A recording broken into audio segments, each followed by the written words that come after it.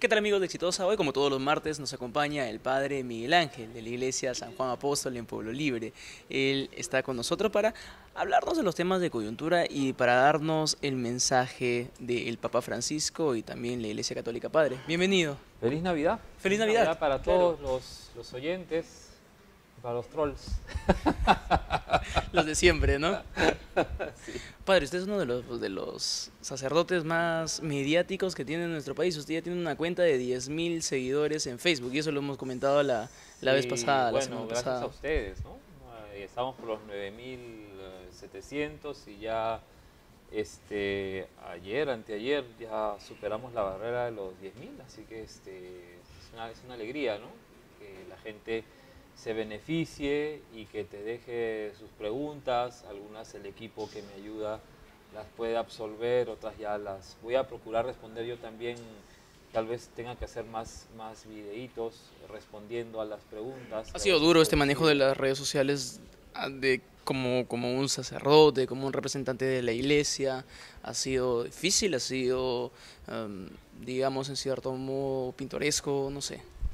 Bueno, si lo hiciera solo, yo creo que sería imposible, ¿no? Pero con la gente que me ayuda, un equipo pequeño, pero muy bonito, todo se puede llevar y todo se puede manejar. Porque hay de todos en las redes sociales. Sí, afortunadamente yo tengo allí siempre comentarios muy buenos, muy positivos. De vez en cuando, ¿no? Con la libertad de expresión te llegan ciertas preguntas o ciertos comentarios, pero ¿qué se va a hacer? Pues, ¿no? Estamos en un medio público, pues hay gente que, no sé, debería estar haciendo otra cosa, pero te dice pues lo que sale de su corazón. Claro.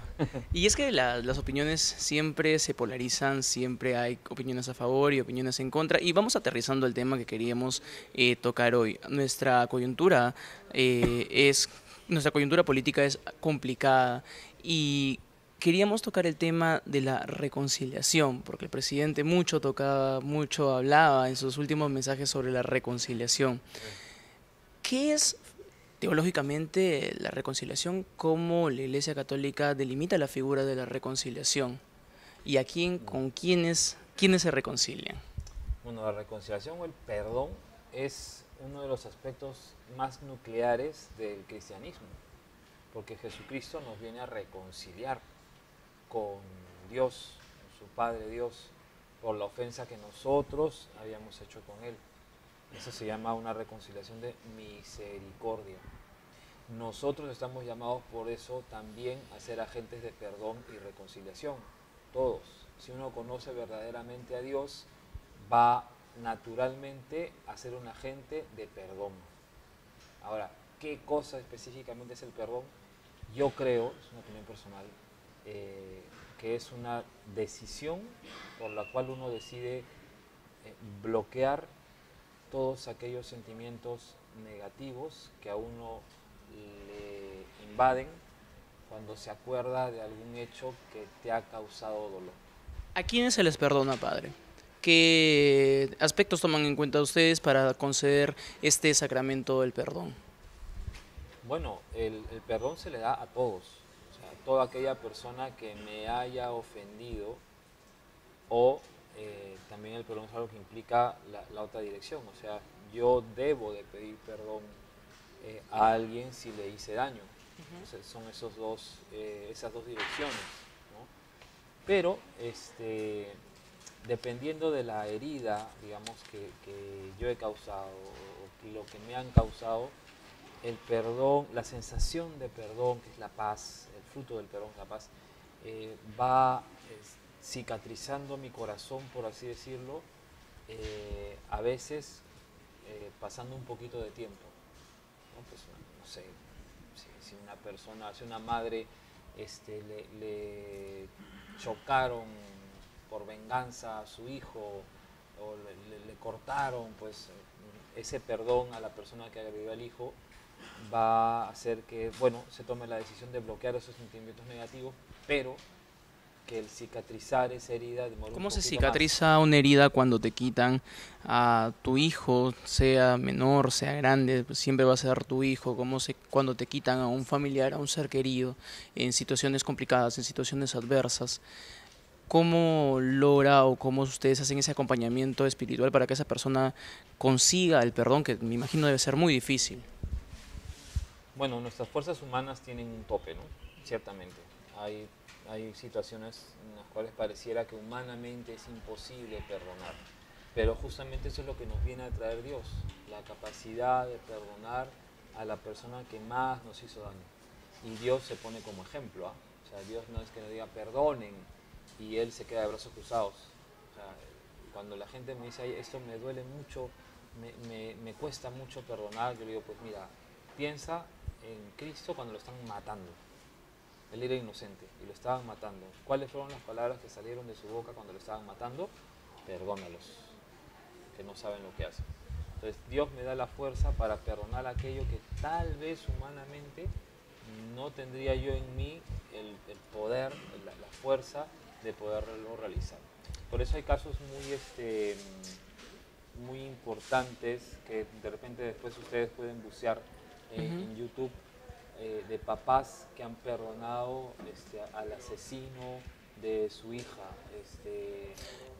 Muchas veces en la política también se hace esto una situación complicada. Hemos tenido a lo largo de la historia diferentes personajes que humanamente merecieron un perdón, la iglesia los ha perdonado. eh, por ejemplo, genocidas, porque, o sea, hubieron tiempos de persecución hacia este tipo de personas en que ni siquiera podrías mencionar su nombre o, digamos, tener ciertas actitudes afectivas porque esas personas precisamente no conciben o no conceden un perdón. Sí, yo creo que también cuando tú no perdonas, con el tiempo se te va formando como, ¿no? ¿Qué diríamos? Una cristalización negativa, en un tumor negativo que se fosiliza en tu alma. Entonces también tú te perjudicas. O sea, yo creo que hay que tener paciencia y pedir ayuda a Dios, pero con Dios se logra desterrar todo sentimiento negativo que te trae una ofensa que te han realizado. Sí, la iglesia por supuesto que ha tenido grandes perdones y también en su momento ha pedido perdón, ¿no? Pero, por ejemplo, en la Jornada Mundial de la Juventud del año pasado, que fue en Polonia, el Papa fue a Auschwitz. Es un lugar que yo no pude visitar porque estuve yo ahí en la Jornada Mundial con el Papa, ¿no? Fue a Auschwitz. Es un lugar que cuando uno, nada más verlo por video, ¿no? Le produce a uno tanta pena, una mezcla de sentimientos, ¿no? Y el Papa ahí dio un discurso de perdón, de reconciliación, o sea, diciendo estas cosas nunca más, ¿no? O sea, no deben pasar nunca más, que un hombre agreda hasta a este punto a otro hombre.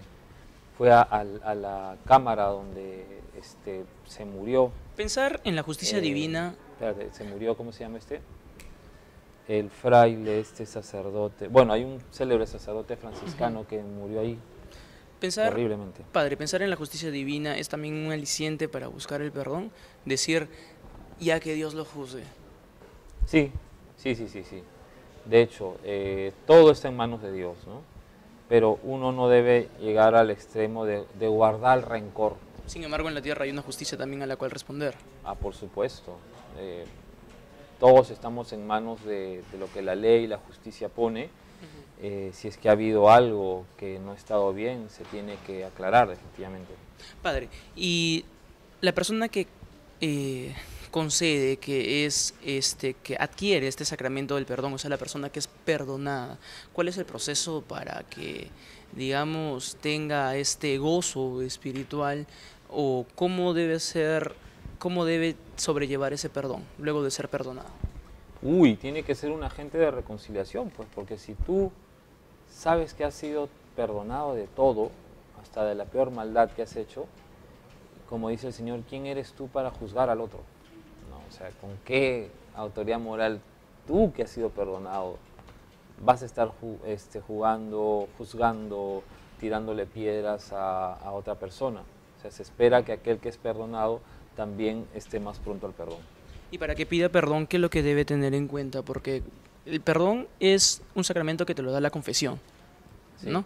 Entonces, para pedir perdón, uno tiene que interiorizar sus pecados, tiene que saber qué es lo que ha estado haciendo. Usted que conoce mejor de cerca, ¿qué tienes que tener para pedir perdón?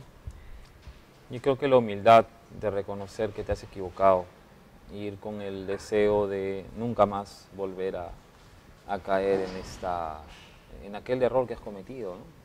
Y tener a su vez la humildad de decir, bueno, me voy a cuidar porque yo sé que soy capaz de la mayor hazaña preciosa o también de hacerlo pues lo peor.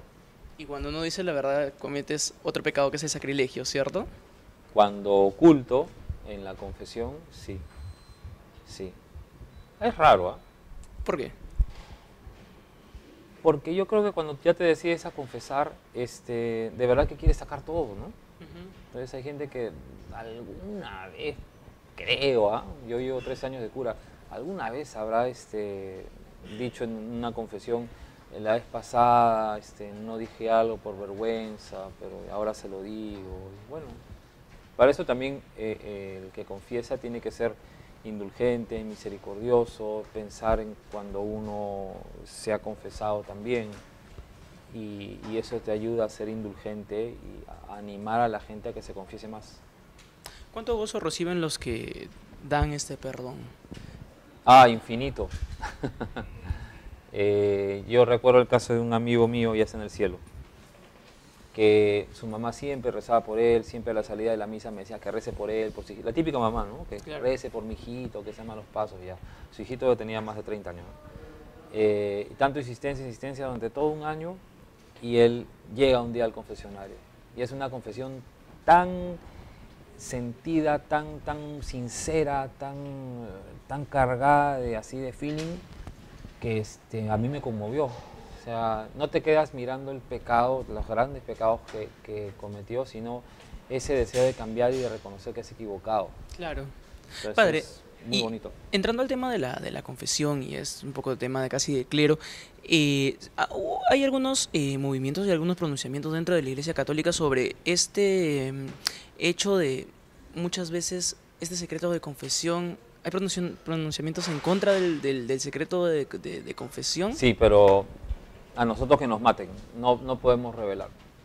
Si tú me comentas, Ajá. si tú te vienes y me dices, no sé, un super pecado, ¿no? Yo que soy representante de Dios, tengo que ver en ti a un hijo. Entonces, y el papá cuando el hijo le confía algo, que sabe que ha sido muy gordo, pero con la confianza de Muy gordo el pecado. Sí, Ya. claro. Con la confianza de decirle, no quiero volverlo a hacer, hay que darle una oportunidad, por más que sea el más grande delincuente. Por más que sea el más grande pecado. Sí, también. no tiene uno que revelar nada. El perdón verdadero, absoluto que da Dios es, Dios te perdona y Dios se olvida del pecado. Entonces, esto debe ser un argumento que la Iglesia debe tomar en cuenta. Sin embargo, darla por zanjada, no, o sea, solucionarla, no según el argumento que usted me está dando. Sí, eso se llama el secreto de confesión. Nada. Por eso una característica también de la confesión debería ser es el anonimato. O sea, cuando va una persona y me dice, soy fulanito de tal, no debe decirlo. Si quiere, ¿no? Igual yo le guardo la reserva, pero no se debería. Y por eso es muy sabio que existan los confesionarios. Claro. Tienen sus rejillas, entonces tú escuchas, pero en principio no sabes, salvo que sea un caserito que cada mes se viene a confesar, ¿no? Claro. Tú dices, este fulano. Pero ni aún así, ¿no? Hay que proteger la privacidad de la persona y también del sacerdote. Y luego se concede el sacramento del perdón, y volviendo al tema del perdón y ya yendo hacia lo que siempre nos trae cada semana, que es el Papa Francisco. El Papa Francisco volvió, como siempre, a hacer noticia por esta autoridad moral de la que usted me hablaba, de pedir la paz entre Palestina y Jerusalén. Sí. Qué acto tan rebelde en un contexto como este, y que tan valiente también. Sí, un acto pues que marca lo que es la figura del Papa. Utópico, porque esta es una discusión que viene desde hace muchos años atrás, muchísimos años atrás. Sí, pues es increíble cómo a estas alturas hayan situaciones que se sigan generando, ¿no? O sea, detenciones por cosas pasadas. Es como a nosotros nos ocurre, por ejemplo, con la gente, los hermanos de Chile. Yo tengo amigazos de Chile, ¿no? Simplemente por quedarme en el pasado no los voy a odiar. O sea, un chileno, bienvenido. Estoy seguro que si yo voy a Chile nunca he tenido ese uso, pero también me van a tratar igual, porque sí, efectivamente, reconocemos que en un momento los antepasados se equivocaron, pero ya, todo queda en el pasado. Hay que mirar siempre adelante. Y en tiempos como estos, guerras tampoco ya no deberían estar permitidas, y ustedes siempre han estado en contra de estas guerras, estos conflictos que hay entre naciones, entre países, en vez de mirar juntos hacia una sola nación, que es en realidad no una nación cristiana, sino una nación humana, ¿cierto? Sí, estamos en la época pues de la comunicación, ¿no? Y hay gente que no quiere comunicarse, o quieren falsear noticias, no. Hay que abogar siempre por un diálogo sincero, y ojalá, ¿no?, a todos nos naciera de dentro el deseo Y la mentira también es un pecado. Sí, el deseo de solucionar las cosas, ¿no? Es que, ¿cómo puedes vivir tu contención en el alma? Para mí es algo inconcebible, ¿no? Padre, ya estamos muy poco de que se venga el Papa Francisco, ya ha mandado un mensaje, menos de un mes, ya mandó un mensaje a Trujillo, ya mandó un mensaje a Lima, y me imagino que ya debe estar mandando el mensaje a Puerto Maldonado. Ya, sí, tan sufrido Puerto Maldonado, ¿no? Sí, siempre. ¿Y qué esperanzas o qué es lo que debería dar en su mensaje el Papa a Puerto Maldonado, que es el tan sufrido Puerto Maldonado? Creo que el discurso del Papa será muy concreto, muy directo, como lo fue Juan Pablo II en la época del terrorismo, cuando fue a Cusco, Ayacucho, ¿no? Un llamado a que se detenga la explotación infantil, un llamado a que se conceda a la gente que pueda vivir en condiciones más dignas, que no haya explotación en los trabajadores, que se busque más la modernidad. Yo creo que va a ir por ahí el discurso de él. Y en una coyuntura política como esta, un mensaje del Papa, ¿cree que ablandaría más el corazón de propios y extraños? Sí, fíjate, en Estados Unidos él cuando predicó muy directo, muy fuerte. Hubo un senador, me parece, que se conmovió muchísimo con las palabras del Papa. Fue noticia, que derramó lágrimas cuando el Papa estaba hablando de la reconciliación, del diálogo.